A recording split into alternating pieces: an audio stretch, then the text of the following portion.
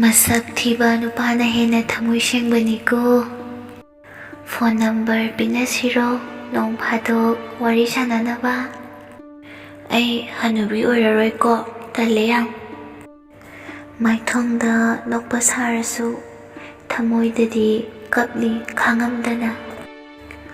Kapkanu yadraba thamoi pena kapjaro nangdi. Yausang paisa thatpada niyom chumna thatpiyu. Mi nupagi makut masaga paidana I haigalakkaniko. Tumkru punsigi mikap thoraklanu.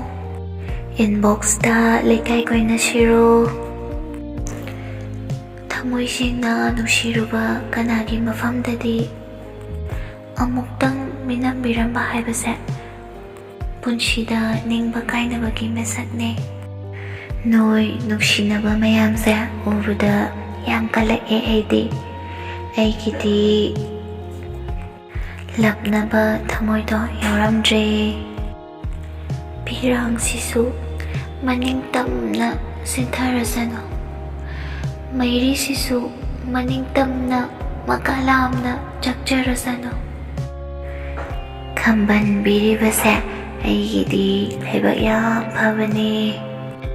Asumna warakani haiba khanglamadi hingamdabana henna fai punsise natrane. Aina minungsi yam poklise atonba punsi amada poklubagine. Aina online het lerappada nang udabase aigi khwaidagi nungaitabane. Tingkhang amana yuradi tingkhang amana hansi. Ningba kairaba kaira visa sina farabaniko aigi wadi. Kunong siyamaniko kunong siyama. Kulay shu yaudana punchigi lanfamse lanteng na gani haina jangsilure aidi. Nupina nupibu hantana het yengliba makai. Chawkhatpa sungam ngamoy simadi haibige. Nupina nupibu awangba thakta thamgadabane. Good night thamoi kaiwa kaibi mayam aigi ngangba rose. Thamoi sengba minungsi chawba nupibu luna tawbigadaba misak amada piningkhredako. Aina ngahangay group ke emit masak khangge haibada. Noina amata talaktrise kaygino ba saktakpase paisa tingbra ba? Aise post yam tawningbani. Adubu ngasidi kanana mantra tawbirabano khangde talle yamna ngasidi. Good afternoon mayam.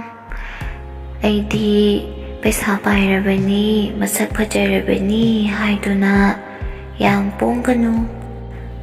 Apaw shano yam aishu noishu ngamna ba panariba ngaktani yumse.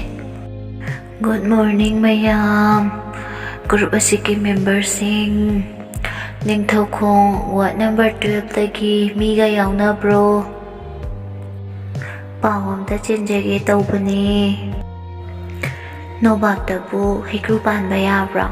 Nobab tadi nobab adum panggadaba natrane. Good night. Nasa do ay mangaire haina chatkano. Nangondagi shu angamba malakani haibada kaudaba fay. Apaw sasadana laurido efida. Nupa oina sum leyo. Aduga nupi oina sum leyo. Sida kari kaige baka. Thawbandong chapubu kainaba yaybra. Natrani mayam. Gyan tabiyo, loksing oibiyo, wahaya sina.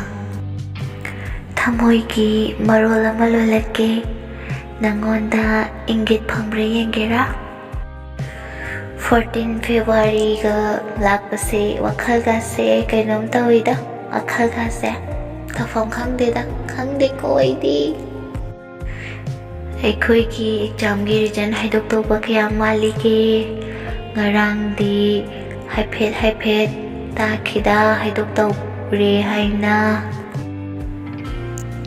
Nisha haiba nisagi mayakse kaliko. Hek nungsina pamna koinaraga lauriba nupi phao kainahanba ngamniko. Nasagi sumangwaidi siningdabako aduga migi sumangna sininglise kaiginoba aina nawalongni kaina khanbro ha. Aigi post group da male atei group da aina post tawtraga sigi group sida aina post tawrise kaigino kanamta shulai bite si group sida maida uring thungbase wakhal yam khanbagine hainaiye ado aidi leisabi pharakpaine ai nungsiba mi khatang khubinamao aduga nungsidabagaina post yengaga chatko. Good morning, love like gold. Ngasidi yahongan basari ne. Ay dito bahawatri ko, pamungda layriye.